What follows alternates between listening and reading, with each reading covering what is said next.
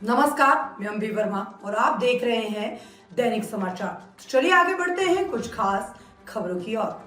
प्रधानमंत्री नरेंद्र मोदी आज 14 अप्रैल हरियाणा दौरे पर हैं। उन्होंने हिसार में हरियाणा के पहले एयरपोर्ट का उद्घाटन किया। साथ ही हिसार अयोध्या फ्लाइट को हरी झंडी दिखाई, बटन दबाकर नए टर्मिनल का शिलान्यास किया गया और इसके बाद उन्होंने जनसभा को भी संबोधित किया। पीएम मोदी ने कहा कि आज हरियाणा से अयोध्या के धाम के लिए फ्लाइट शुरू हुई, यानी कि अब श्री कृष्ण जी की पावन भूमि हरियाणा श्री राम जी की जन्मभूमि से सीधे जुड़ गई है। अब हवाई चप्पल वाला भी जहाज में बैठेगा। कांग्रेस संविधान की भक्षक है। इन्होंने डॉक्टर भीमराव अंबेडकर का अपमान किया, उन्हें 2 बार चुनाव हरवाया। हमने उत्तराखंड में डंके की चोट पर यूनिफॉर्म सिविल कोड यानी यूसीसी लागू किया। कर्नाटक की कांग्रेस सरकार ने पेंशन में भी SC, ST, OBC के अधिकार छीनकर धर्म के आधार पर आरक्षण दे दिया। वो वोट बैंक के लिए वक्फ कानून संशोधन किया। इसका सही उपयोग होता तो मुसलमानों को साइकिल के पंचर बनाने की जरूरत नहीं होती। थोड़ी भी हमदर्दी है तो कांग्रेस अपनी पार्टी का अध्यक्ष किसी मुसलमान को बनाकर दिखाए। अब पीएम मोदी यमुनानगर के लिए रवाना हो गए हैं।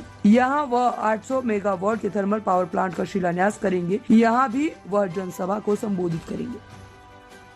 हमें ये कभी भूलना नहीं है कि कांग्रेस ने बाबा साहब आंबेडकर के साथ क्या किया। जब तक बाबा साहब जीवित थे, कांग्रेस ने उन्हें अपमानित किया।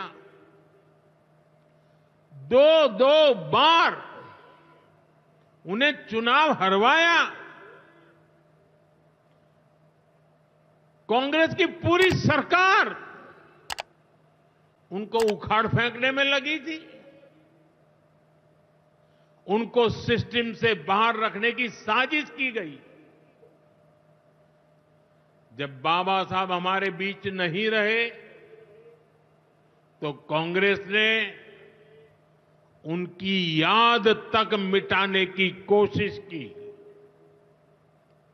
कांग्रेस ने बाबा साहब के विचारों को भी हमेशा के लिए खत्म कर देना चाहा।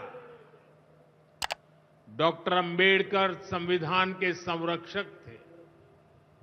कांग्रेस संविधान की भक्षक बन गई है।